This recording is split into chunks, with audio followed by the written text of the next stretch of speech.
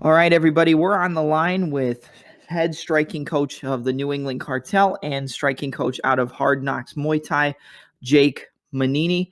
We're going to be talking about UFC 259, breaking down the best fights on the card and how most of them should play out or could play out via from the more technical side of the fight game. So how you doing, Jake? I'm doing well, Mark. Thank you again for having me on. How's everything with you? I'm good, man. Just going day by day, you know? Yes, sir. So obviously 259 is probably, I don't want to call it the best fight card that the UFC has ever put on, but it's definitely up there. There's not very many fight cards that have had so many, fantastic fights as this one. I mean, would you say the same thing? Yeah, from top to bottom, even the early prelims. Like, I don't think I'm gonna miss a single fight for the card. It's a really, really strong card, and we're close enough now, so hopefully all the fights that we're seeing are still on it. But I mean, you never know. Usually that game time, one or two fights. It seems like we've been losing like 10% of the card every card. Yeah. In the 48 hours from the actual fights, the cards start, which is completely nuts to think about. But yeah, top to bottom, early prelims and main are all awesome fights. Yeah, 100%. I guess I'll ask you. You could start. Do you want to go in order? Is there a specific fight you want to talk about first? You could pick. Which one do you want to talk about first out of anyone on the card? You know what? I want to start with the biggest one that sticks out is the new city kickboxing kid there, Carlos. Okay. Carlos Ulberg versus Kennedy. Kennedy's a really impressive guy too. Another huge light heavy. But Carlos is just so slick. He's another guy who's got a ton of high-level kickboxing experience, and I believe he was just on the Contender Series. And he's an exciting guy. He's another big dude. I know he's been sparring. He's one of Izzy's main sparring partners because I think he comes in at 6'4" or 6'5", but he's also a big body and he's skilled. I don't think he's any better of a puncher or kicker than Kennedy in terms of power, but he's stylistically just a good quality kickboxer. So that'll be a fun one for sure. Yeah. That's actually one of the fights I didn't break down in the picks and everything, but I know everybody who comes out of city kickboxing seems to just have this, I don't want to say aura about them, but anytime you hear city kickboxing now, no matter who it is, I feel like everybody is going to tune in and watch the fight. It's the same thing with, Kattar, France, and they've got Shane Young over there now, who's in the UFC. So I don't know. It's one of those things. You said Ulberg is from city kickboxing, right? Correct.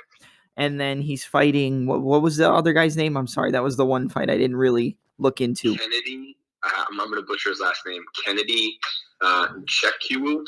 Nzechukwu, isn't something like that. Oh God, I'll just butcher it if I keep. It's okay. Kennedy, the big dude. Yeah. Yeah, he's a monster. He's one of those honestly, he's not like an uber impressive guy. He's just like he's a long guy who knows how to fight long. He's he reminds me of Mike Rodriguez, actually. He's just like a tall, signally, nice power. He's definitely got a lot of power in his strikes. He's not ultra crisp. Like Carl, I think, is crisper, but Kennedy's got kind of that baby Huey power. Like he doesn't quite know how to throw straight right on the money, but good God, if he hits you with that thing, it's like hitting you with a sledgehammer. Carlos is in all the city kickboxing guys. You can kind of look at what the history has been with those guys when they're all on the same card because they tend to come out as a pack. It seems the UFC some time and money when they do that. But the vibe, if you've been watching the embeddeds and you watch some of those anatomies and stuff like that, you get to see those guys and kind of the dynamic. And when they're together, they're just like super hyped. The vibe is really strong, and they tend to show up pretty well on those cards. So it's really cool to see the three of them on this card: Izzy, Kattar, and Carlos, and hopefully they profit from it. Because I'm a huge fan of all three of those guys. Yeah, 100%. So would you say, if you're looking at it from a technical side, would you say that Kennedy is more like he's got to knock him out, he's got to land the power, and then for Carlos, he's got to kind of just stick and move, keep him on the outside, and kind of pepper him with his with just like touching him up? Is that how it should play out? Yeah, I think Carlos is going to pick him apart, to be completely honest with you. But I will say that Carlos, when he gets hit, doesn't look doesn't look bad by any means, but he definitely looks a lot better going forward, like most strikers, right? Yeah. But I mean, logically, and like problem solving while he moves backwards, I think it'll be challenging for him. But I mean, if Kennedy never gets off, if Kennedy just doesn't start by going forward and getting in his face, I think Carlos picks him apart, and it becomes like a pretty good highlight reel for Carlos. Yeah. Yeah. Would you say feints are probably real important for Carlos to use just to try to draw out that power from Kenny or Kennedy, or no? Yeah. I mean, these guys, it's just like the way Izzy does it, where he pulls people into his game and he's just gone half a second, and then he's back in. Carlos, I will say, is not as swaggy as Izzy, but no one is. But he's got that pretty style where he can make you miss and make you pay. And again, he's another really, really long guy. But Kennedy's got that crazy reach. Kennedy's going to get 83 reach or something like that. Yeah. So, and Carlos is not. I think he's pretty.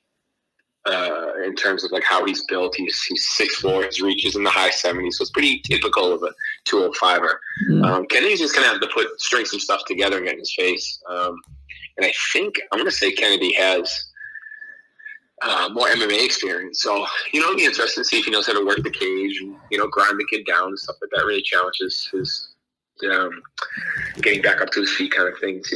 Say beat these strikers, man. You drain them by making them stand up, sit down, stand up, sit down, so on and so forth. So we'll see. Yeah, 100%. Like I said, that wasn't a fight that I did a bunch of research on or looked into, but off of what we've just talked about, I'll definitely be tuning in. It's one of those things with these cards now. Like, there's so many guys that come into the UFC who weren't there before, partially because of the COVID-19. They have to find late replacements, but there's always like you look at the cards and you don't know who the guy is or who the girl is, and then after the fight, everybody's talking about the person that nobody knew who they were. Like, it's there's on the prelims too, or the earlies rather. Shawn Brady's still on there. I thought he would be on the prelims, but he's one of Felder's guys. One of those bad Philly dudes. I like him a lot. I think he's getting better. He's got that Philly box, that like heavy-handed Philly style, and I think he gets jiu-jitsu whiz. So I'm really excited to see him. So I think those two stick out. Yeah. And then Tim Elliott too. Tim Elliott versus Espinosa is a good one. Tim's always a blast to watch fight. He's one of Krause's guys. And this would be a big night for them because they got Megan fighting for the belt. So I like watching Tim.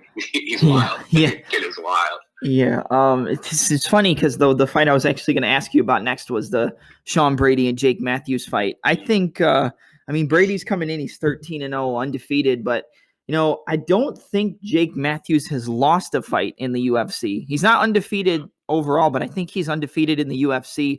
When I was breaking down this fight, because that was actually probably one of the fights I spent the most time like looking at the fights leading up to it and everything. And the one thing I noticed is, first of all, the check hook from Brady, his left hook is probably one of the best check hooks in the UFC.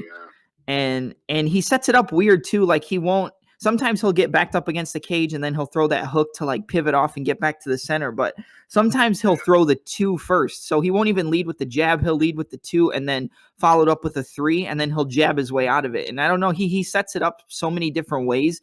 And I think that's the thing that Matthews, it's going to be hard for him to get past it because, and I'm going to say it, I think this was his last fight, but to go to decision with Diego Sanchez, he dominated the fight, but, I think I'm not, disrespecting Diego at all. He's a veteran. He's beat some really good guys, but I feel like that's a fight he should have finished. And I think that Brady coming in, I don't see an area where Matthews is any better than Brady at what he does. They're kind of similar, but I think Brady is better, a little bit better in everything. And I think that'll show in the fight. Yeah, I like Matthews. I think he's an entertaining guy. He's had he had a fight at Night Bonus with Li Jingliang. Yeah. This is a couple of years ago. He fought Tony Martin, who is a good friend, works for Tyson, our manager. Okay. He fought. He got submitted by Tony. Oh, okay. All right. A couple of years ago, I remember that. Yeah, Matthews has had pretty interesting. He's fought some studs in the UFC. There's no soft spot for Brady, but I think Brady's just a stud, man. He is awesome. I cannot wait to see where this kid is in another year or two. But I think this is a good fight for Brady too. I don't think it's going to be a walkthrough. I think it'll be challenging. And while Brady isn't, I don't think that the size differential's enough for it to favor Shawn or Jake. So I think it'll be a good fight. I just love watching Shawn Brady fight.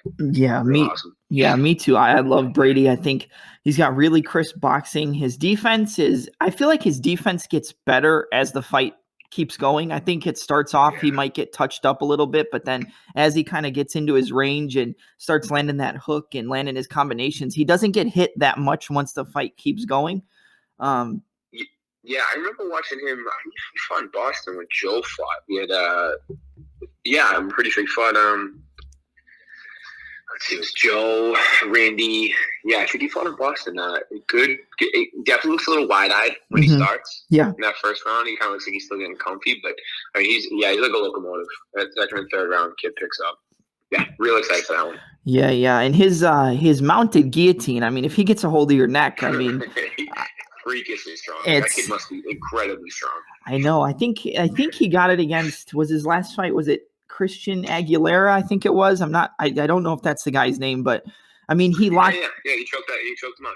Yeah, he locked up that guillotine, and it was literally like 4 seconds after he got that mount, and he was just out. So yeah, crazy. He was supposed to fight Bilal Muhammad, actually. He was. I think that was supposed to be his last fight. I think that would have been a tough fight for him. I don't know that he's ready for Bilal yet. Yeah. Especially, I mean, Bilal's like he's on a tear right now. Mm-hmm.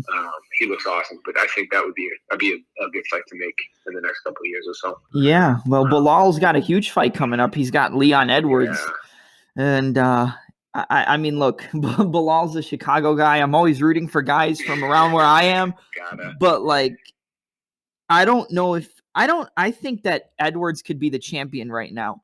Like, I think he could beat Usman. I think he can beat a lot of the top guys. The one fight I want to see for him at 170 is either a rematch with Luque or I want to see him go with Wonderboy. I think everyone wants to see Wonderboy and Edwards. I think that's the fight to make. That's an awesome fight. It's tough because Edwards has like a pretty strong clinch game, and that's not super entertaining for most people. But man, when he gets going, he hits you with a couple elbows. He's got that hard kick to the back leg. Mm-hmm. I'm a huge fan of Edwards. I'm a huge fan of his Muay Thai coach too. He's put out a bunch of really good champs. He's got it. Like, I do think Edwards can be a champ for sure. I think his personality rubs people a little funky. His fight style may not be like ultra crowd pleasing, but he's been out of the ring. So that time to grow and shape his fight style when he's under the lights has kind of been stunted. But I would love to see him in Luque or him and Thompson's a great fight. Yeah, I hope he blows through Bilal, gets fairly injury free, and then gets to move on really quick. Good turnaround for him. Yeah, it's interesting too because if he gets past Bilal, I mean, there's really only if he fought Wonderboy, okay. But other than that, I mean, it's title shot for him. There's nobody else for him to fight. You have to either fight Wonderboy or Usman, but I'm hearing that they're rebooking Masvidal and Usman for September. Yes, I saw that.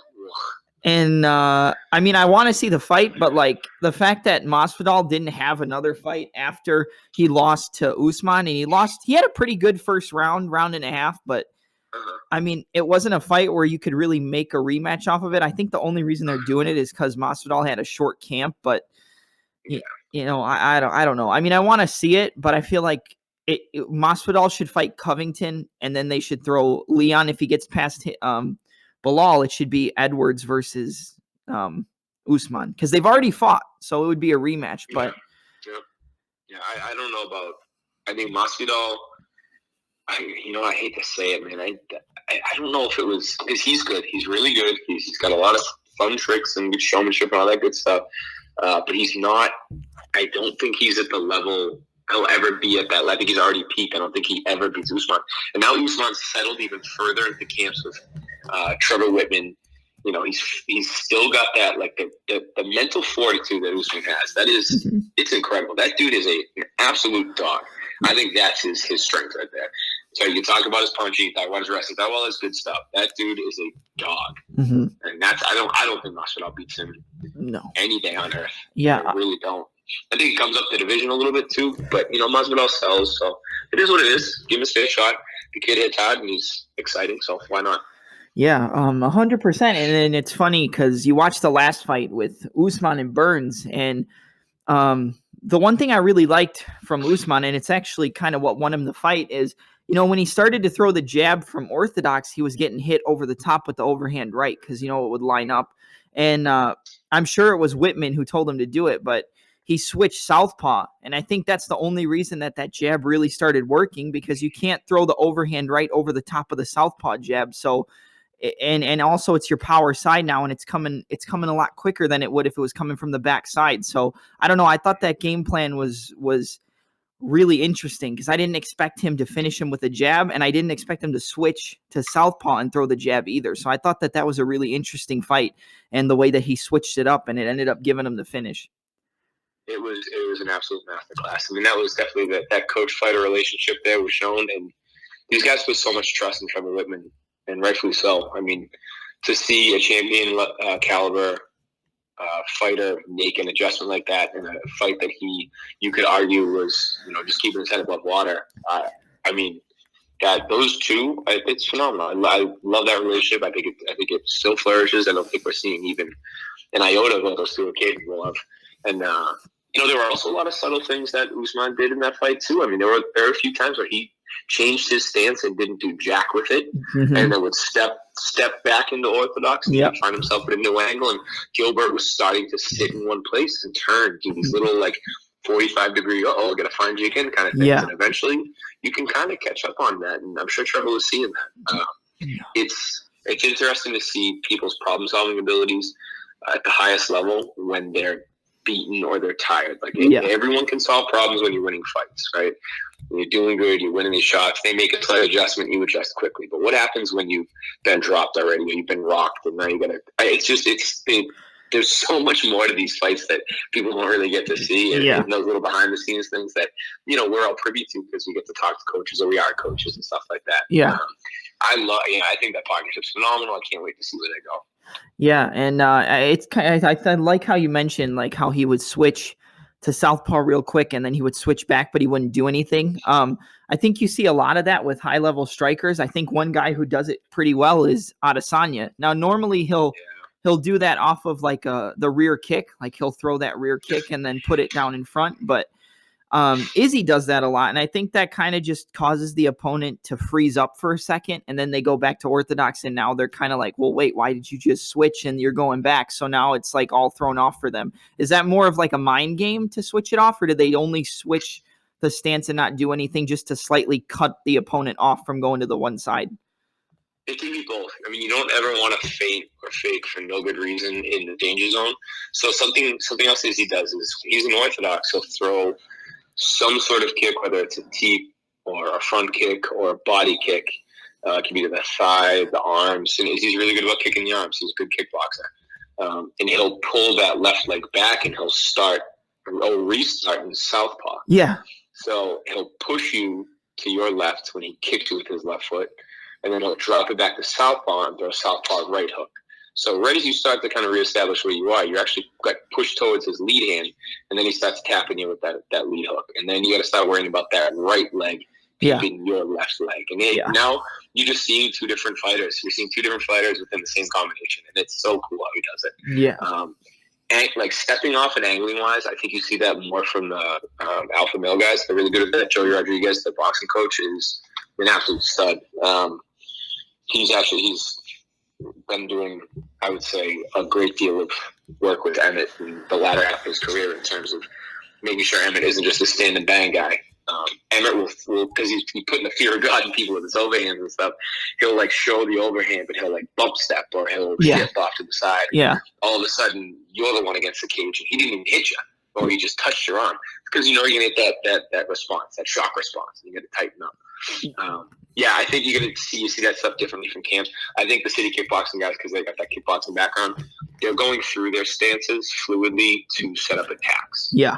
I think some other, outside of, the kickboxing centric guys, they're usually using the stance switching for angles and footwork and stuff like that. You use both, and that's the level that MMA is at right now, and it's honestly becoming a little too fast for some people to catch up, and the fat's getting trimmed pretty quick. Yeah. One fight we'll talk about, and it kind of leads up after the conversation we just had with stance switches and footwork, is Dominick Cruz. Cruz comes back, and he's fighting a guy that I haven't seen a whole lot of people picking Dominick Cruz in this fight, which I'm a little surprised. And it's Casey Kenny. Casey Kenny, Dominick Cruz. Kenny's coming off that phenomenal fight against Nathaniel Wood, where that fight was so razor thin. If Kenny didn't get that takedown or that cage control at the end of that third round, I think Nathaniel Wood would have got that decision. I thought Nathaniel Wood might have edged it out. I think it was close, but I think this is a big step up for Kenny. So I don't know, man. I picked Dominick Cruz. I think with the way I saw this fight is the main weapon for Kenny is going to be that back power kick to the body and to the legs. And, but with Dominick's footwork and his movement, you're going to have to chop it down with those inside and outside low kicks and the body kicks. And it worked for Cejudo a little bit. He was able to slow him down. But I think that Kenny isn't going to be used to somebody moving as much as Dominick, and it's going to be harder for him to set up the path to land those kicks. And I think he's going to get caught, kind of staring and not being able to land too much. What do you think? I actually agree wholeheartedly. I think if we get a wrestling-centric Dominick Cruz again, I think he's in good shape.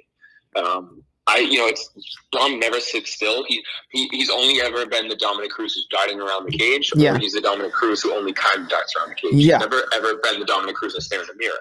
So Casey Kenny does his best work when the person is essentially a heavy bag with a pulse right in front of him. Yep. And that's not. I don't want to disparage Kenny because I think I think he's a stud. He is opening as the favorite, which is to me a little crazy, but he doesn't have. I don't think his tools to beat Dominick are better than Dominick's tools to defend against Casey. Like I think Casey's got that kick. He's got some hand speed. He has a few tricks. Like he knows how to knee through the middle pretty cleverly. But I think Cruz is just going to be a little too much of a body to handle. Maybe I think it'll be close. I do think that Nathaniel Wood fight was definitely a pretty good gauge as to where Casey Kenny actually is. Did you watch Kenny's fight against the Mongolian kid there? Was that the fight before the Wood fight or no? Yeah, it was the one right before the Wood fight. I can't think of the guy's name. I'm sure I saw it, but I think it begins with A. It's a longer name, but it was a masterclass for Casey because the other kid was standing in front of him the entire time. You saw in the Wood fight when you're starting to add the wrestling and you're starting to add the angles and the competitive scrambles. Yeah, not so easy. Yeah. And I don't think Nathaniel Wood is as skilled as Dominick Cruz, at least not at this point in his career. So I guess it depends what kind of Dom's going to show up. If Dom wants to box and dart in and out, I think that gives Casey a good chance to win. Yeah. If Dom is going to use his footwork to set up his wrestling, I think he wins the fight. Yeah. Now, side note, did you see Keith Peterson burn Dominick Cruz on Twitter? I know that Cruz said he didn't want Keith Peterson to ref his fight, but no, what did he say? My man dropped a one-liner. Keith Peterson just wrote, I don't ref prelims. And that was it. Oh, my God. That's a 10-8 round you've already lost to me. Fight that. Yeah, chill. Yeah. Oh my God, that was brutal. I don't know. I think with Dominick, like, I don't think people realize how good he was starting to do against Cejudo. Like at first he was getting chopped up. The thing that I liked from Henry is he was even chopping so far through with the low kick that it was hitting the back leg. So Cruz tried to jump over the kick and he ended up actually catching him on the rear leg. But Dominick was starting to pick it up. In that second round, he was starting to land. Henry was starting to bite on the feints a little bit and starting to miss. And then obviously timed him beautifully with that level change into the knee. And, then we got the alcohol and cigarettes line from Dominick Cruz afterwards. So, Cejudo doesn't get enough credit for that fight, but now that it's on. Yeah, and I think one thing that I really like from Dominick Cruz, I mean, he does it with every fight, is One, he'll dart in off that stance switch. He'll throw that jab, and then he'll use that to switch stance and get back to the center of the cage. That's something we see from him a lot. But one thing that he likes to do is like he'll hip bump in towards that weak side, and he always tends to do it towards the weak side. Do you think that hip bump can give Kenny more of a target to land the rear body kick as he does that bump? I was looking at it, and go ahead. I mean, Casey has to be absolutely like zero room for error on that, because that window is so short. Yeah. And that distance gets closed so fast. And, I'm sure Kenny and his guys they've seen the tape, and they're able to time the stuff, and it goes two ways, right? Dom has so many fights. There's so much footage on him to watch, but at the same time, that shit comes at you a lot faster when you're in the cage than it does when you're watching tape via TV. Yep. I mean, coming off that hallway fight, I can't tell you, I can't stress it enough. Everyone's got a game plan until you actually get in there with that individual. Yeah. And I'm sure it's a great game plan, and I'm sure they're going to do their best to enact it, but it is Dominick Cruz. Regardless of how his last fight went, it's still Dominick Cruz. Yeah. Yeah, 100%. I think we both kind of agree on this fight. I think Dominick should be the favorite. He shouldn't be an underdog by any means. And I think the first round is going to be close, because I think that's when Kenny's going to start to try to land a lot of those kicks. But I think it's the same thing that you said. If he starts fast and he lands the kicks right out of the gate, like he's got to literally touch gloves, come out and try to land those kicks like right away. Because if Dominick gets into his rhythm and he starts using the stutter steps and the stance switches and the bumps and the pivots, if he gets into a rhythm, there's not very many people who are going to beat him. And I think it's I'm not going to say it's an easy fight, because it's not. But I think Dom cruises to a decision. I see what you did there. Yeah. Yeah, I think Dom won a decision too. I'd love to see Dom get a finish, to be completely honest with you, but Kenny's a tough kid. It's tough to root for Dom when he says the things he says, but when you realize that's all, he's been the same guy. At the very least, Cruz has always been consistently himself for the last 10 years. It is what it is. Yeah. Here, hold up. All right. So we're back, and right before we cut off on that last part, we were talking about Dominick Cruz and Casey Kenny. We covered everything. We both made our picks. All right, next fight. Let's talk about the light heavyweight fight, the fight that opens up the main card. You've got Thiago Santos versus Alexander Rockach. I'm super excited for this fight. I think this is gonna either be an insane 2-round kill or be killed like the Jimmy Manuwa fight, or it's gonna be Rockach just controlling the distance, measuring with that lead hand, and killing Santos' lead leg with the calf kick. It's one. I 100% agree with that. I don't think it makes it past 2 rounds. I think Santos' leg gets chopped to pieces by Rockach, and I don't. Thiago can win. I think Rockach is the better MMA fighter. Thiago just makes a lot of bad choices often. Yeah. In this fight, he really just makes bad choices, but he gets away with it because he's, a sledgehammer, right? I think Rockach is a better fighter with a better IQ, and he's also this is Thiago's first fight coming back from his knee issues, correct? Yeah. Yep. Oh wait, no, it was Glover Teixeira, and now it's Rockach. Oh, that's right. My bad. Yep. So he's gonna have to deal with some punishment to the legs. I honestly don't know. I don't ever know what Thiago Santos' game plan is going into a fight, because he's not. I think he's one of those guys just I'll go in, I'll figure it out as I go. I just got to put my hands on him, kind of thing. Yeah. I think Rockach is he's just so scary. I will say though, defensively he's a little sloppy. Yeah, okay. I do think he gets chinny. He does get a little chinny when he's getting pushed back. But I think his kicks are going to be able to deal with the forward pressure on Thiago. But that's going to be a great fight. I really don't see it going past the second round. Okay, yeah, I think one thing we noticed, and it was basically in the Anthony Smith fight, is one, Rockach's low kicks, he only has to land a couple of those. I mean, I think it literally was like 4 or 5, and Smith was off of his feet. Now, Santos might be able to take a few more, but then you got to think he blew both of his knees out in the fight with John Jones. So although the calf kick isn't primarily going to attack the knee, it's not like a traditional low kick. I still think that those calf kicks, man, and you see it, it's literally every fight card now. Somebody's getting affected by the calf kicks. Every fight card, somebody's getting hit and they can't move. Rivera against Pedro Munoz, which that fight was insane. I loved every second of that fight. Love that fight. Loved it. I'm gonna take some time right now to plug Kyle Bochniak, one of the other guys. Okay. One of the other New England killers. He actually, the day after, I think the day after was the week after Connor and Dustin fought. He had a fight. Okay. He fought down in Florida, and he fought a Sanford guy, Kyle Uruguay. Okay. Uruguay had a ton of kickboxing experience. I remember seeing him in Lion Fight, Brazilian cat. He's got some gnarly calf kicks, and he actually started chewing Kyle's leg up right off the bat. If you haven't had a chance to watch that fight, go take a look. It's an absolute banger.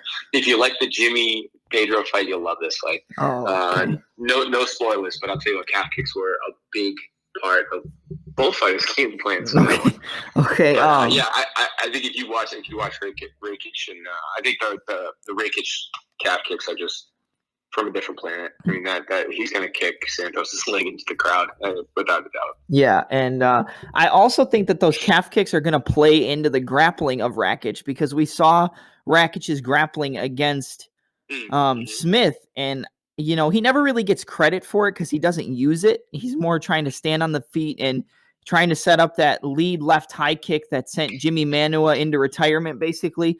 But the takedowns, if he starts landing those calf kicks and Santos can't stand up, those takedowns are going to come a little bit easier for Rockach. I think he finishes Santos on the ground. I think it's ground and pound. Ooh, interesting. I like that.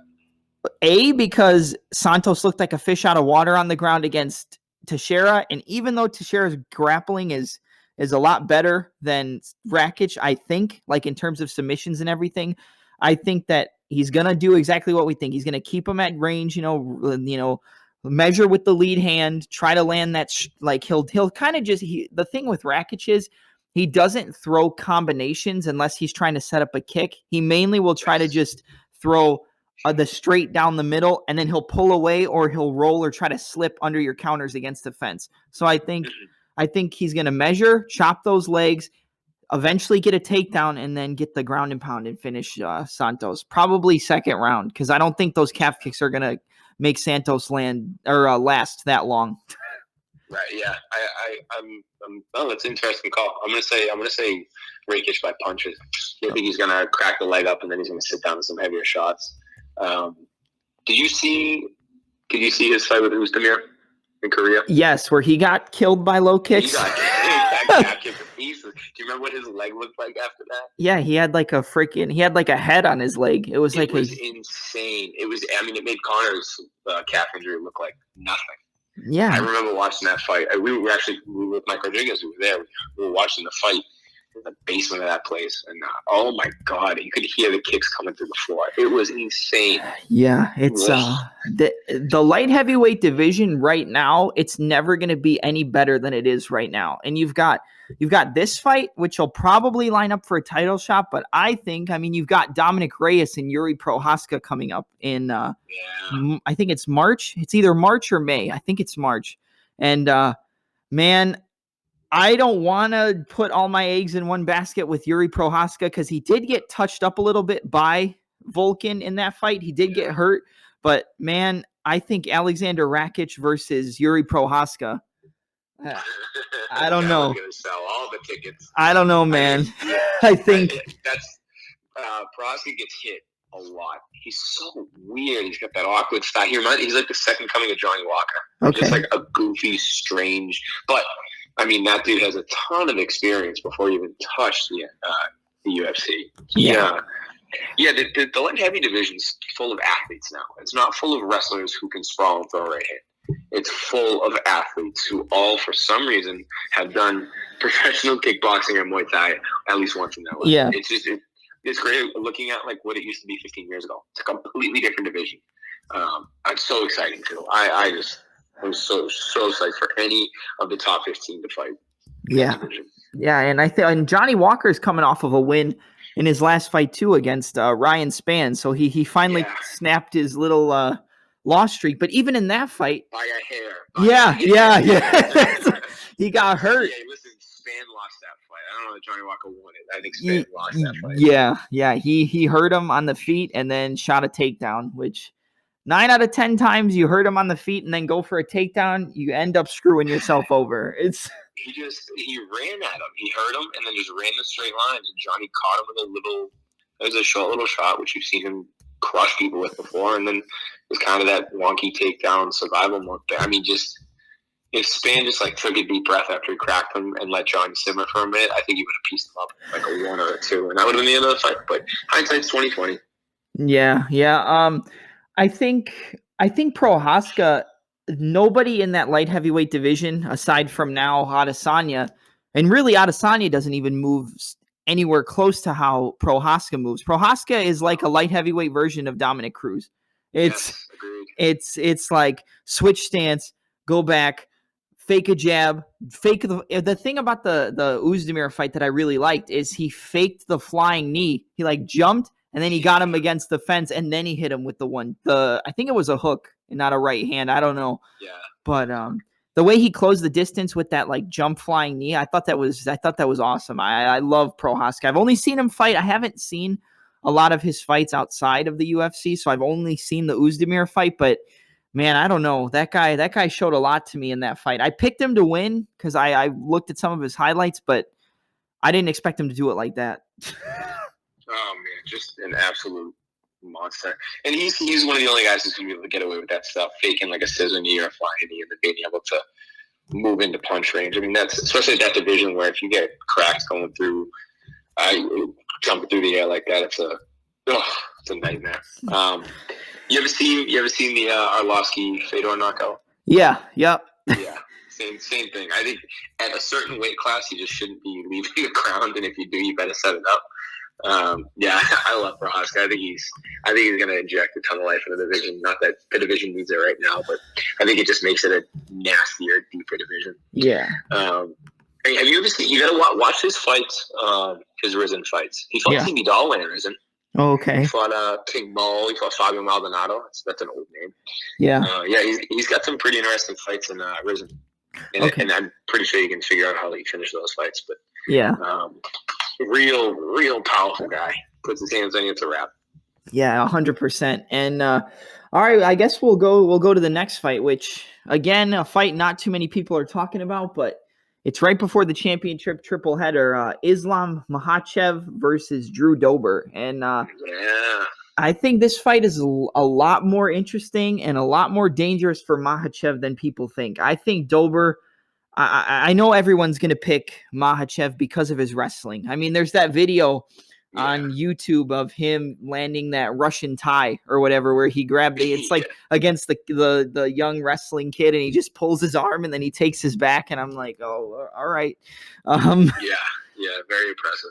But the thing is, Makhachev has been caught and knocked out before. It was early in his career. I think it was in the UFC. I don't know. I don't remember who knocked him out, but he's been caught before. And man, Drew Dober, the one thing about him when he's on the feet is he's so calm and patient and so good at kind of seeing the shots coming and slipping out of the way that I'm sure Makhachev's not going to try to stand with him at all. He's probably going to come out and fake a punch and shoot a single leg, but I don't know, man. I think Dober's going to get it done. I think he's going to find a way to stuff a takedown and strike off the break, or stuff a takedown and back up and then come back in and catch Makhachev. It's probably a dumb pick. I'm probably going to look like an idiot, but it's okay.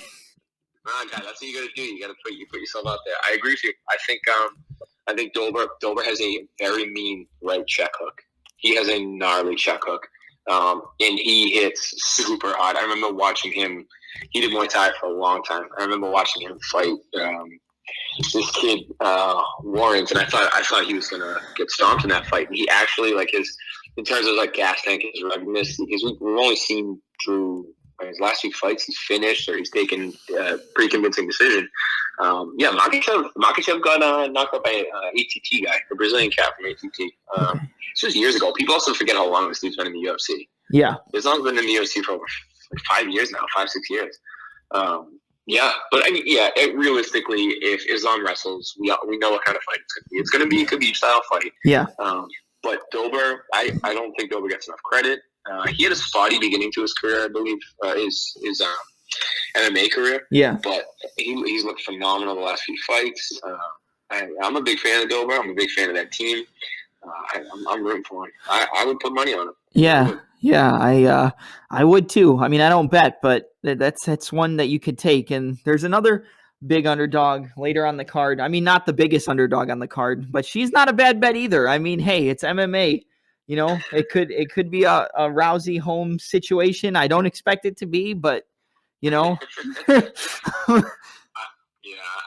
mean, the betting line is nuts on that fight. It's like a plus 750 to a minus 1200. I'm like, yeah, it's crazy. You can make a lot of money off that fight. Megan Anderson is, she's gifted in that she's tall and long and stuff like that. And I think she looks pretty strong, but I don't think she's nearly as well rounded and as dangerous as Amanda Nunes. I think Amanda Nunes is going to be, she could be champ for the next 5 years if she stayed in the sport. I don't think the next wave of women that'll challenge her are going to come anytime soon. Yeah. I don't. Yeah. She's just so far ahead of everybody in athleticism and skill. Yeah, I think you're right. This is an uphill battle for Anderson. There's only one way Anderson's going to win this fight, and it's by knocking her out. You're not going to win a decision. You're not going to stay on the outside and land front kicks and round kicks and jabs and keep Nunes away from you. Eventually, she's going to try to land. And if she lands on Megan, I definitely think she can hurt her and knock her out. She could do that with anybody. But I think early on in the fight, that's when Anderson has to try to knock her out. You gotta go in and try to finish it in 2 rounds. If it goes past there, you're going to get killed. And it's probably going to be, I have a feeling it's going to be somewhat similar to the game plan of the Germaine Durandamy fight for Nunes. Is she's going to, and the thing is that I didn't notice, like, she doesn't use her wrestling that often. Nunes doesn't, but watching the Durandamy fight, like, she can chain takedown attempts together really well. She can flow on the ground really well. She's really good from that half guard on the top.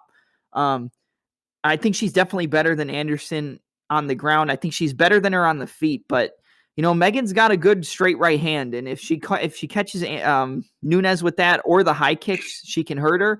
But it's an uphill battle for sure. I think Nunes probably gets a submission finish on the ground. Yeah, I think so. Megan's coming from Krause's gym, so Chicago Glory. Yeah.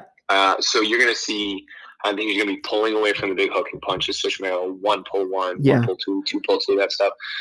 She's going to have a good knee through the middle. That everyone in that camp has a good knee high. Yep.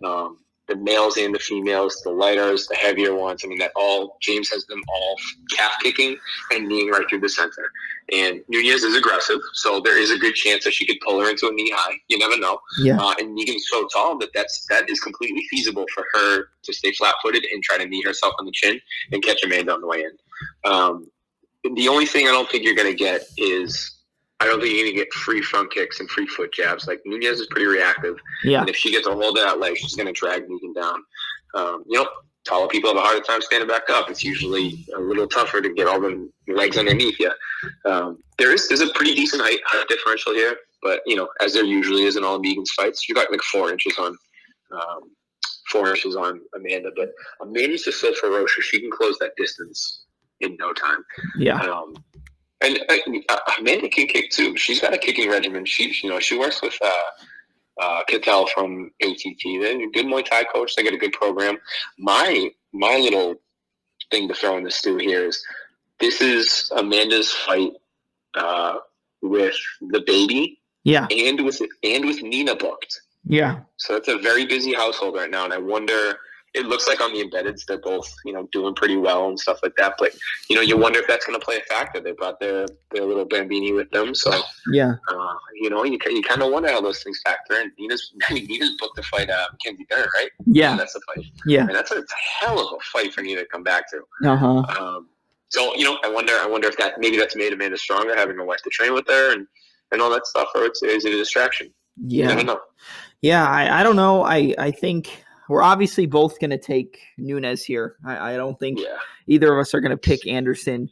But, I mean, hey, if you're betting, putting Blachowicz and Anderson together wouldn't be a bad idea. Oh, my God. Imagine that. I mean. What do you think with the line opening up in favor of Izzy for that fight? I think he's like a minus 230. It was way higher. It went down. I think he's like a minus 190 now. Oh, okay. All right. So, but I think people got a little smarter. Like, I think this is a lot more dangerous of a fight for Izzy than it is for Blachowicz. And people don't seem to understand that. Yeah, I'm not sure. I know Izzy's got his swag and he's winning fights convincingly and stuff like that. But Jan and the rest of that division, those are big guys. The problem with Izzy's division is those guys have problems walking through his shots because he does throw a lot of flicky things. Yeah. And people are afraid to commit. And that's fine because I'm sure Izzy cracks. But Jan's built to walk through guys like Izzy in terms of the striking. If Jan does not buy into Izzy's game and he just says, fuck it, and blows through one of those leg kicks or takes a jab off the forehead and just gets a hold of Izzy. Yeah. You can't tell me Jan's not going into that cage at 240, 235. That's a big Polish man on your back. Yeah. We'll see. And Jan can kick too. Yeah. Jan can rip. Mm-hmm. I do not think it's going to be a blowout in either direction. And I do think Jan's going to win. I think Jan can, it's either going to be a late finish or decision. All right. Well, we agree on that one because I took Blachowicz too. I think a lot of people are taking Izzy because they saw, I think the main reason people are taking Izzy is because they look at that Thiago Santos loss from Blachowicz. And he was, but the thing they don't understand is Blachowicz was kind of winning that fight up until that knockout. It was close. It wasn't an entertaining fight by any means. They were kind of just standing there looking at each other, throwing feints and throwing jabs or, every once in a while. But eventually Blachowicz just said, fuck it. And he ran forward and he got hit by the left hook of Santos, which anybody gets hit by a left hook from Thiago Santos, you're getting knocked the fuck out. I don't care. Absolutely. I don't care if it's John Jones. I don't care if it's Brock Lesnar. You take the left hook, it's going to catch you. It's going to knock you out. So I think, I actually want to save the Jan and Sterling fight for last, but we'll go back real quick because I don't think we made final predictions for Dober and Makhachev, but I'm taking Dober to knock him out. So what did... I'm with it too. I'm with Dober by finish. I'm going to say Dober TKO in the second. Okay, all right. And then for Anderson and Nunes, we're both taking Nunes. Yeah, Nunes finished inside of 3.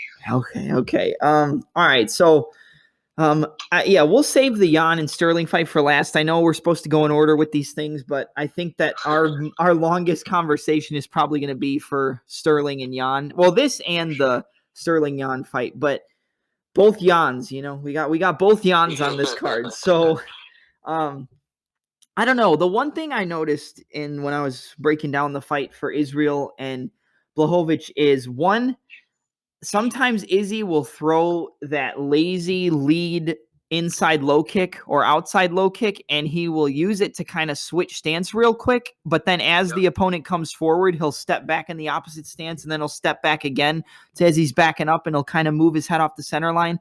But, man, I'm telling you, if you miss that inside low kick and you take 1 second to put that foot down in front, Blachowicz is going to come for you, and he's going to try to knock you out. And agreed. Blachowicz is sometimes he's kind of a pile driver and he just storms forward and lets his weight carry him. Other times, I think he's a little more methodical now than ever, but I think he knows he can't be methodical with Izzy.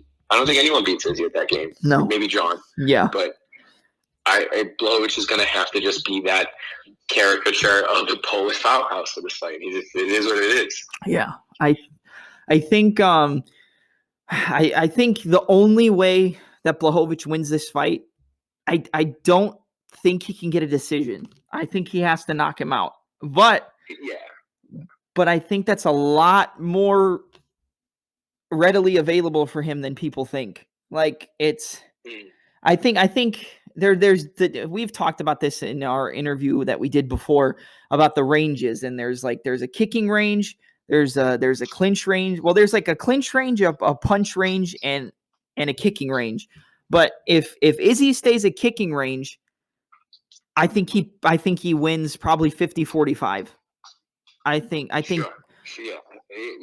It'll be a boring fight. I think it'll be like the Yoel Romero fight. Yeah, it'll be a boring fight, and it's fine. He'll get his double belt and stuff like that, but it's gonna leave a bad taste in everyone's mouth. And it is what it is. But that's where he wins the fight. 100%. Yeah. And I think Blachowicz, he's got to either.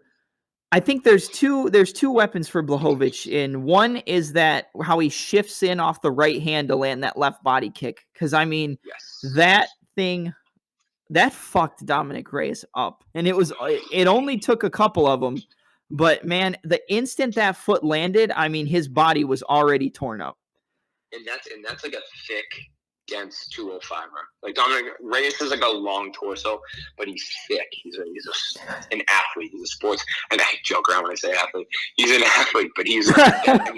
It didn't take much. You're right, and it's because Blachowicz is he does that pile driver thing where he says, "Fuck it. If you check it, it is what it is. But here's 100% of my kick. You better move."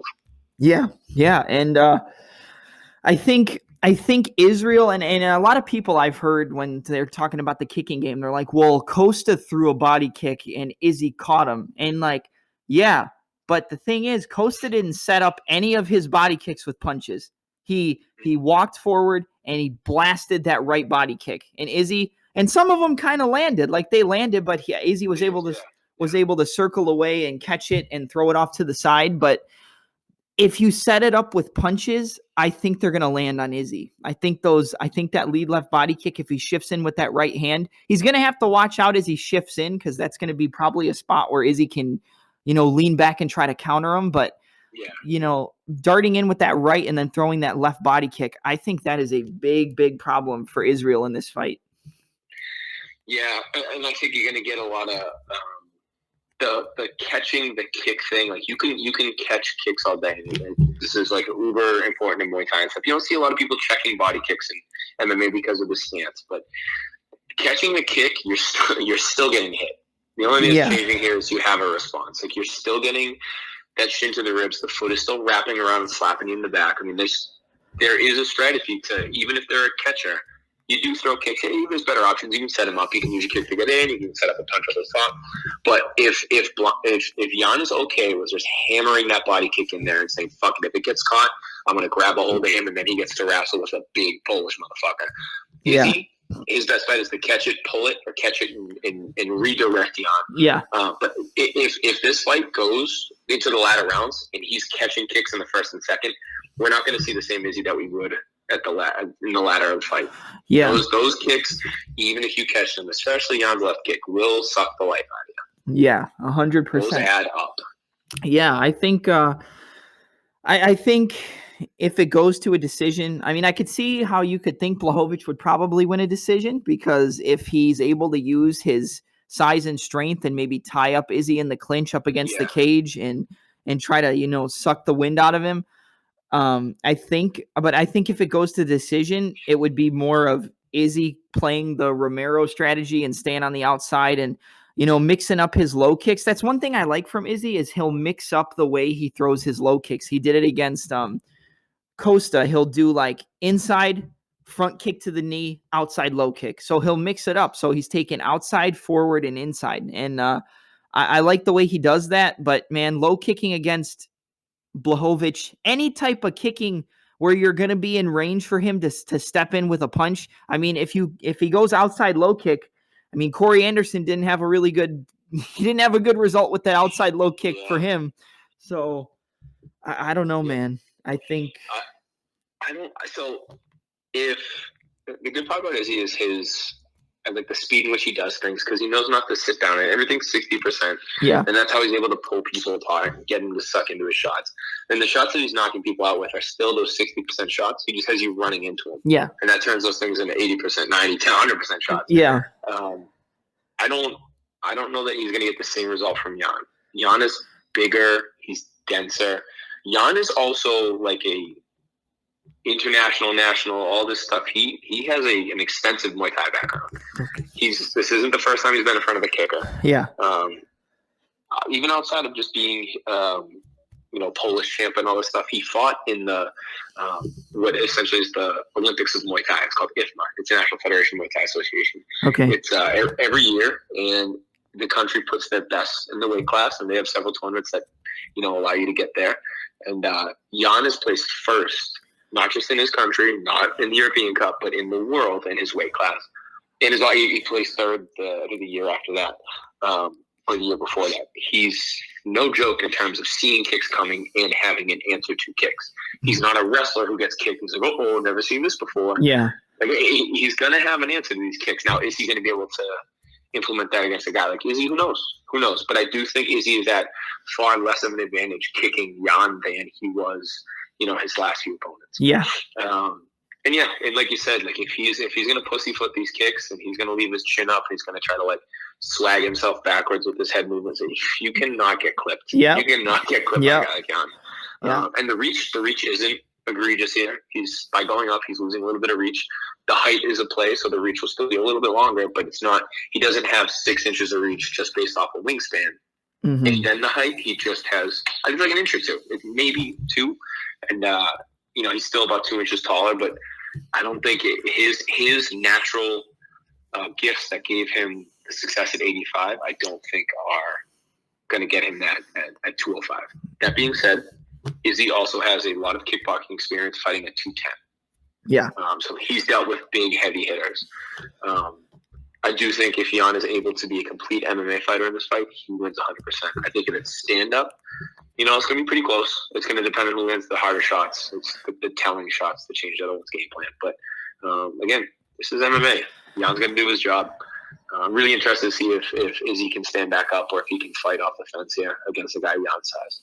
Yep, 100%. All right, so before we got cut off, you were talking about the size of Jan and his Muay Thai experience that a lot of people don't know about. So if you want to talk a little bit more about that, we can wrap up this fight and then move to the Jan fight.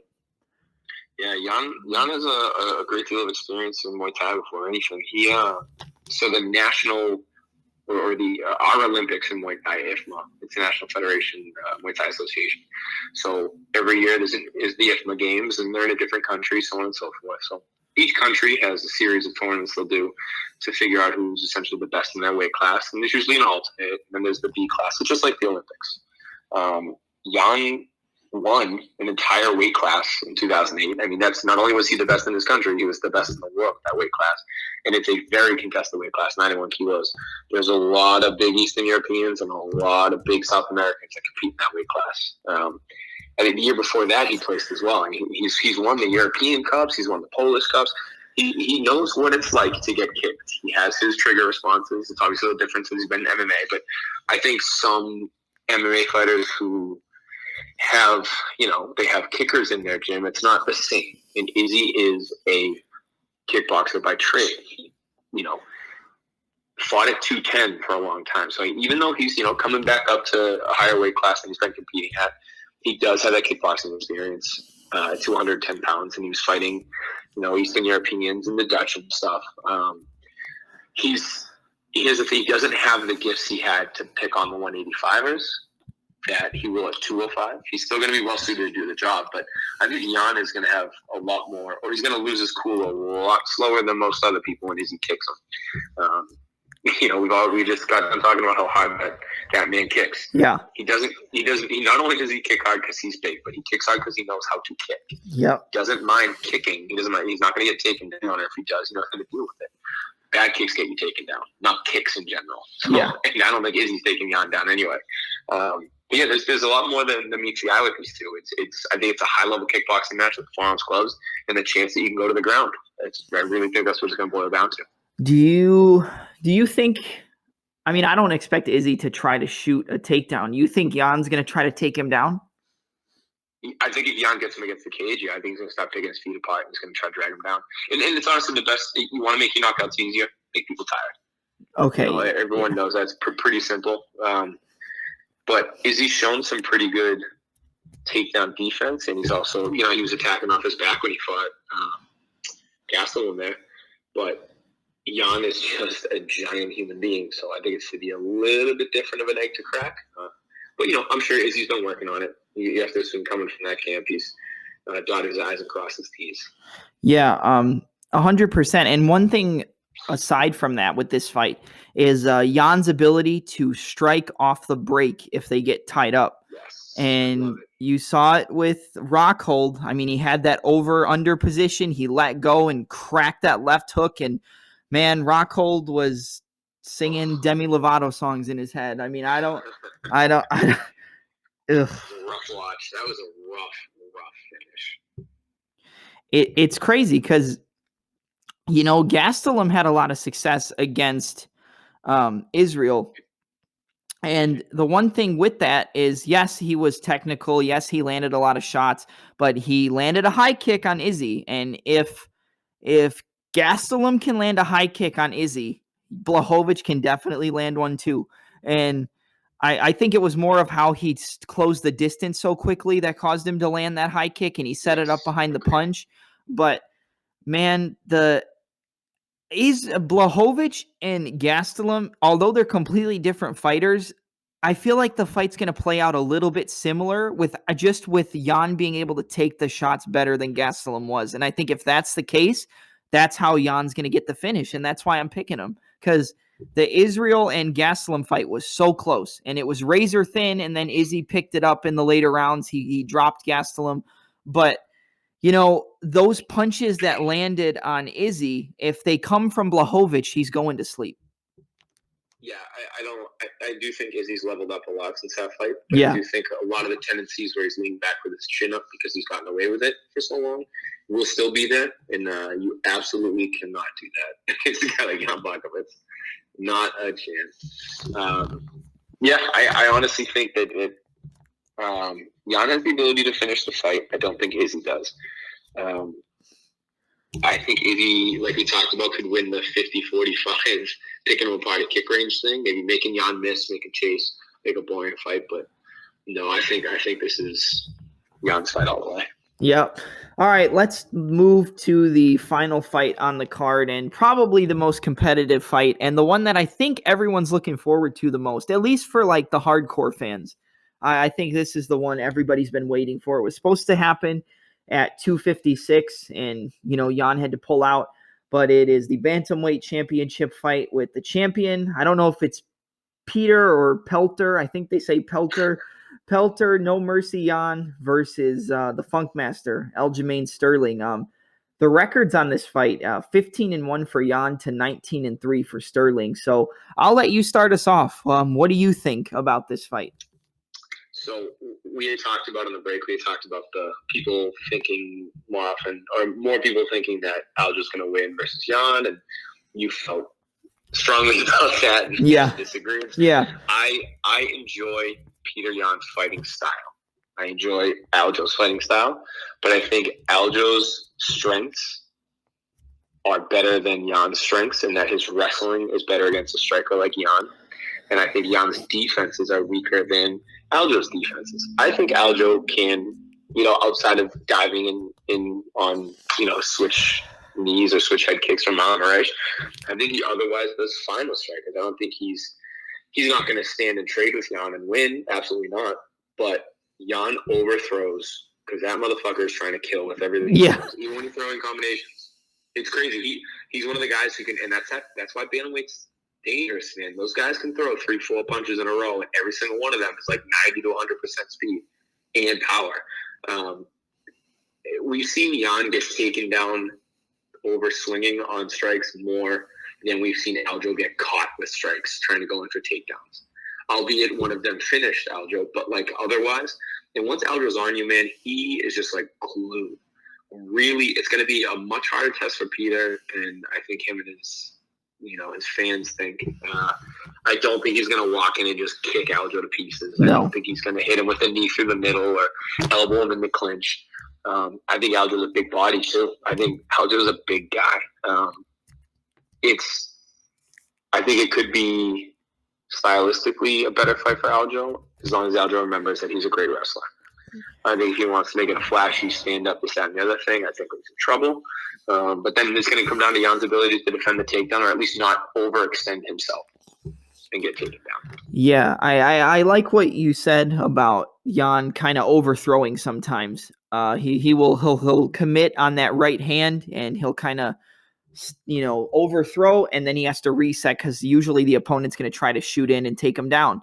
With Aljo, it's going to be a little bit harder to stop those takedowns because that's Aljo's game plan. But on the feet, even though I think Jan is levels above Aljamain in terms of the striking, and I think he's levels above a lot of people in terms of his overall, I would say more boxing than MMA striking, because I think his hands are probably some of the cleanest hands in all of the UFC. I think if he gets his combinations going, I don't care who it is at 135. I think he can hurt you, and he can put you. He doesn't have knockout power, but the volume and the combinations he throws and his pressure, I think, puts a lot of people out. And the only reason that I'm really taking Jan in this fight is I'm kind of going back to the Aldo fight. I know it's going to be different because Aljo's not going to look to fight at that level, at that style of fight where they're going to stand toe to toe in the middle and throw combinations.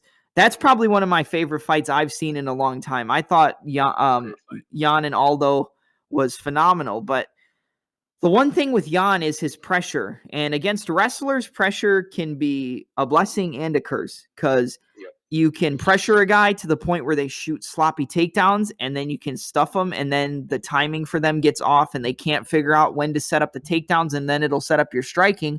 Or, like you said, you can overextend on a punch. You can get, duck under, head on the inside single, double leg, whatever, and take them down. But I think a lot of people underestimate Jan's ability to stop takedowns. Yes, he hasn't fought a lot of wrestlers in, the UFC. And I haven't seen this fight outside of the UFC. I know there is one guy who's beat Peter Yan, Magomedov, I think is the guy's name. And I think in the first fight, Yan lost. I think it was a decision or something, and then they fought again. And apparently that guy is an extremely decorated, high-level, Dagestani style of wrestler, and it was really, really hard for him to take Jan down to the ground. So even though Aljamain's style is a little bit different, like he's more of a American style, folk style of wrestler, like he shoots like, single legs to try to get to the seat belt and get to your back, or reach around and try to take your back like he did against Sandhagen.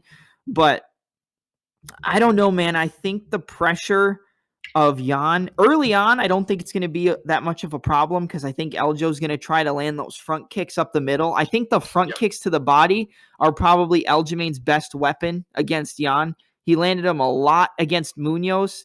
Munoz kind of stands in the same position and doesn't move or use as many feints as Jan, but that front kick was a big issue, and I think that's something that Aljamain's going to look to. But I just think the longer the fight goes, that pressure pushing him against the cage, it's going to force a bad shot out of Aljamain, and then that's when Jan's going to start to land his combinations. It won't be early. That's why I think Jan will probably lose the early rounds, but I think the longer it goes, he's going to start piecing them up on the feet. I like it. No, I like that. I don't think. Yeah, I don't think the feinting of Jan gets to Aljo early. I think it's important that Jan starts the feints early. I don't think Aljo bites on him. I think he's too good of a wrestler to really bite on those. I think he learned his lesson with Moraes. Yeah. I do like the front kick. I think that's very smart. Aljo does have his kicking game is like Metza. It's fine. It's not technically sound, but he does throw it in all sorts of variants, coming from Ray Longos. He's got the front kick. He's got that left head kick. He'll kick sideways sometimes when he's walking backwards. He's a very interesting kicking style. Yeah. It's going to be that pressure. You're absolutely right. If Jan is able to consistently pressure Aljo and not just pressure him for pockets, I think it's his fight. But, man, when Aljo gets going, when he gets you and he's just holding on to you, good luck. Yeah. Good luck. I think if Aljamain gets Jan's back, then it's a wrap. I think if Aljamain gets anybody's back, it's a wrap. I mean, you saw how quickly he was able to get the back off that single leg attempt and then lock that rear naked choke in on Sandhagen. And now you look at what Sandhagen did after that fight. I mean, that win just gets better for Aljamain every day that goes by. So it's... I think if Sterling's diving into clinch, like if he's diving into press Jan on the fence, if he's really, really reaching, I think he's in trouble. Jan is a very educated knee and elbow game, and I think he knows where he is at all times in terms of like clinching in the cage, clinching neutral cage, clinching against the cage. I do think Aljo could walk into some stuff, but I don't. I just see his wrestling being a little too good for Jan right now.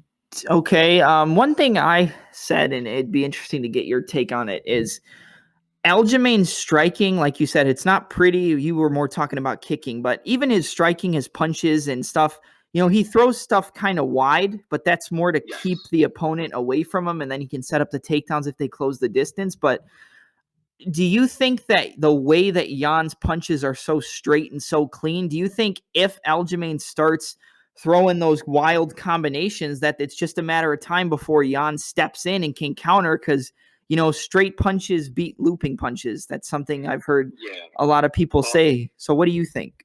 Yeah, absolutely.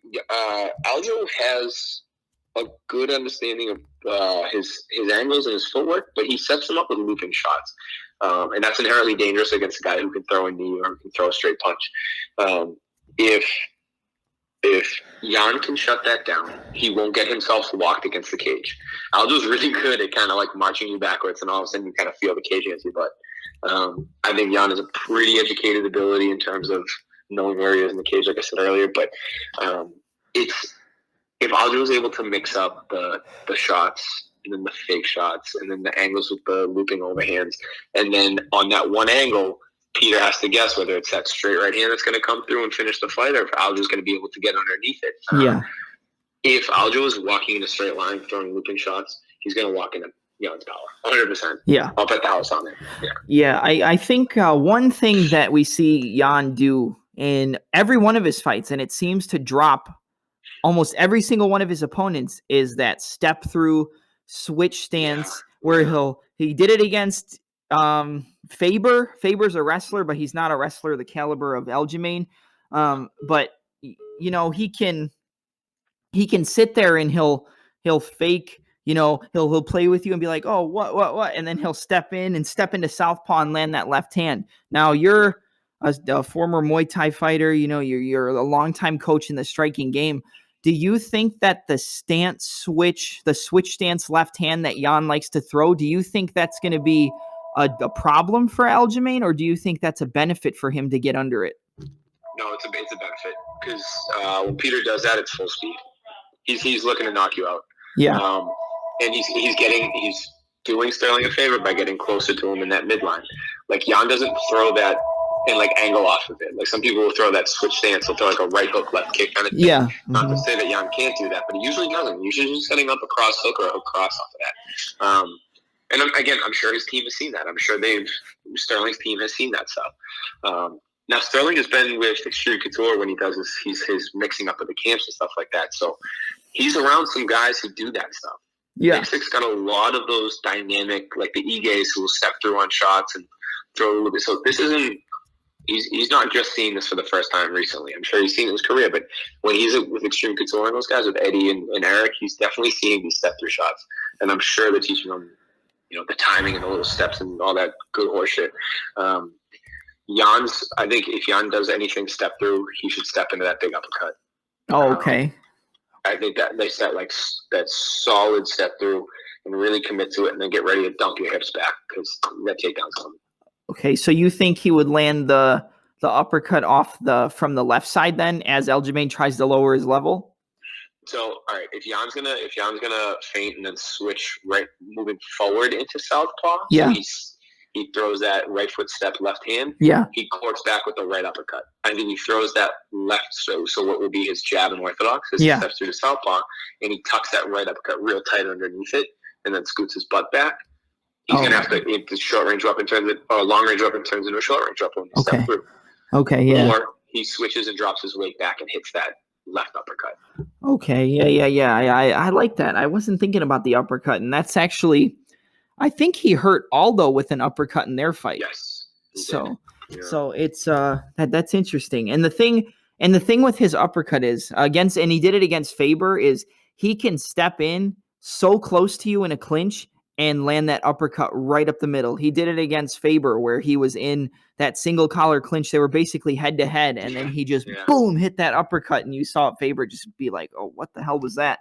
But I like the uppercut. I don't think I originally thought, I'm like, oh well, maybe it'll be like the Moraes fight. He'll go to shoot a takedown and get caught with a high kick, but I don't. If anything, if he shoots and gets caught with something, it's going to be a knee from Jan. I think he did it against Jimmy Rivera too. Like there was a point where he had him up against the cage and he landed that high kick. He landed like a right high kick, and then later on in the fight, he did it, but he cut it in half and he used it as like a step in knee. He didn't throw the kick against the cage, but he like drove in with the knee, and that caught Jimmy. So.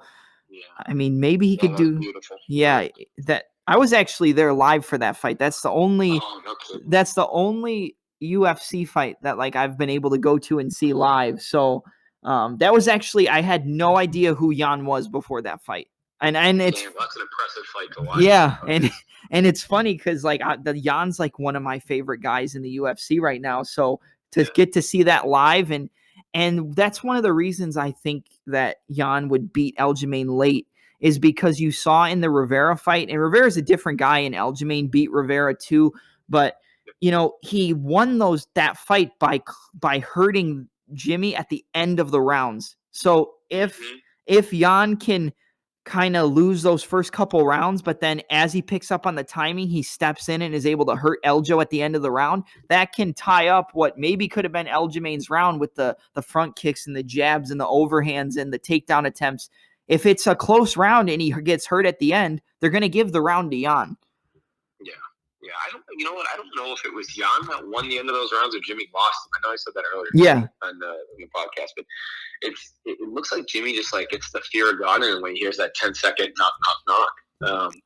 So yeah, you got to give it to Jan that his mentality is you have to punctuate the rounds. And that would behoove Aljo to initiate a takedown somewhere around 15, 20, 30 seconds out and kind of snuff that. Maybe that's a piece of the game plan. Maybe they have a call sign at 30 seconds remaining. One of them is yelling out, takedown or whatever it may be.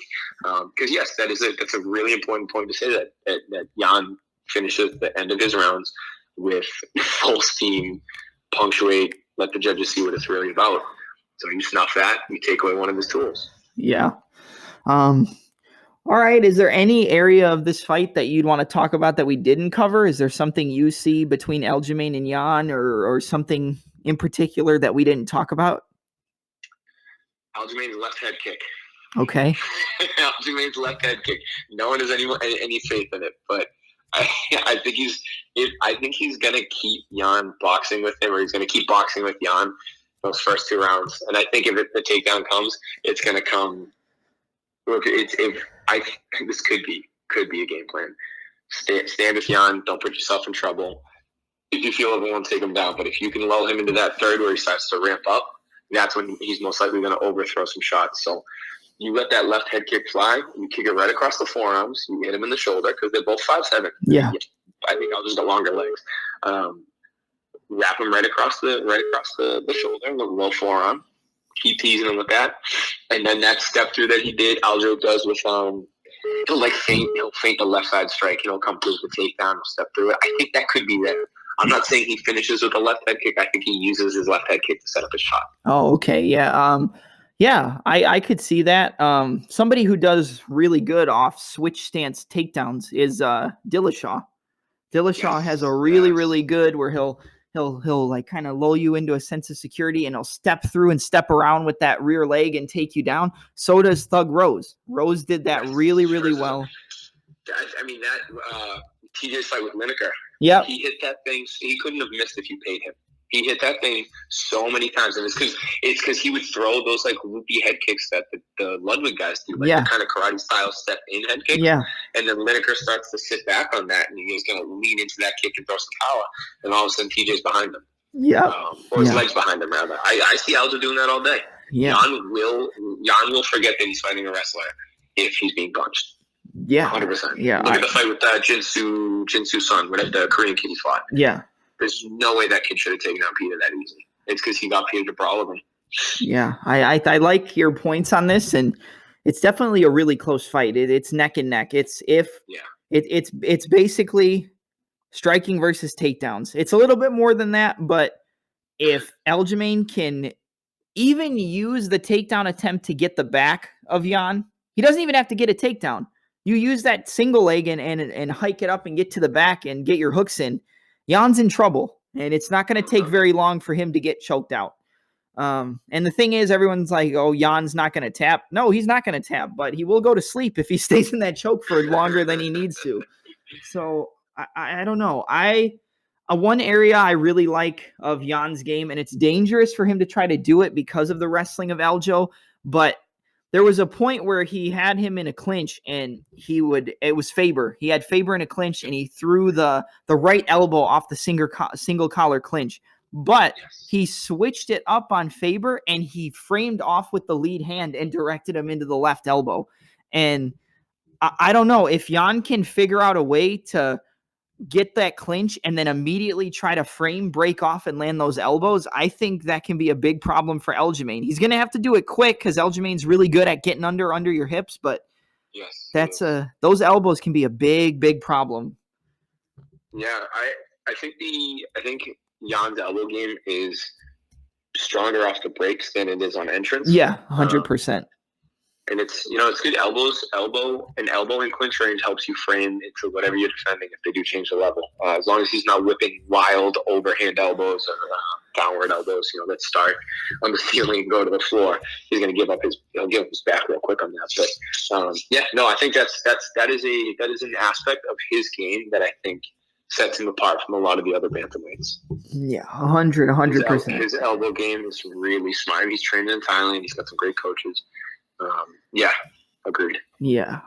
So who are you taking for this fight? We got to give a prediction. So who are you going with, Jan or Sterling?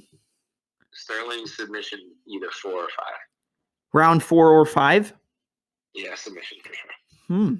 Okay, I'm gonna go with round 4 TKO, but he knocks Aljamain out on the feet, like he's out on his feet, and they stop the fight. I like it.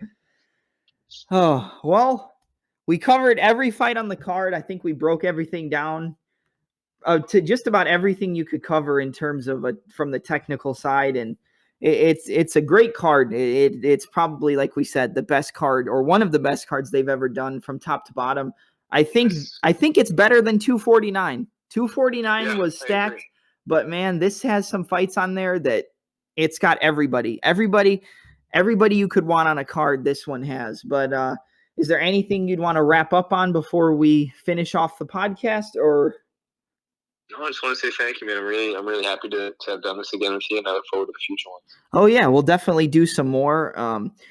You talked about Bochniak on the podcast earlier. He's somebody I'd love to get an interview with, so maybe I'll try to reach out to him. I'm sure he wouldn't mind. And his fight with Zabit is one of my favorite fights I've seen from 223, where he just walked forward and stuck his tongue out and tried to land on Zabit at the end of the rounds. But so I have been working with Kyle probably for the last 6-7 months now, maybe a little longer than that. COVID kind of messed up my timeline, but it's you're gonna see that Kyle, that crash Bochniak, but with a little more head movement. Watch his last fight just down in Florida against Kyle Araguay, a Sanford MMA guy. if you like that Zabit fight, you'll like this fight. All right. Yeah, I'll definitely check it out. I just want to say thank you again for, giving me the time to have you on this podcast and do these episodes. I've talked to almost everybody on that side. I still got to get Kelvin, but he's probably just working on, recovering and getting back after the Max fight. So I'm sure that'll all come in time. And I appreciate you coming on the podcast. It's always fun to talk with you about, the technical side of fighting. It's good to get coaches on because they really understand like the technical side of the striking, the wrestling, and the clinch game. So I really like talking about that. I just wanted to say thank you. And is there anything you wanted to shout out before we cut it off? Shout out everyone in my city because we're taking Steve Walker, our world champion Muay Thai fighter. Okay. Boston's first. We're taking him to Kansas to defend his belt against Brian Collette, who is a glory veteran of 6 fights, I believe. Number 8 in the world. This is a huge fight for Steve. This is a huge fight for the city. And it's good to be back in the Muay Thai world. Looking forward to making a fairly big announcement with the guys, MMA guys coming up. And then I'm taking my amateur fighters down to Myrtle Beach. A few of them getting their first crack in next little tournament down there. So again, supported by everyone at the gym. I couldn't do it without them. Yeah, 100%. Okay, thank you, Jake. I appreciate it, and we'll definitely get you on. Thank you again. All right, brother. Thank you. Thank you.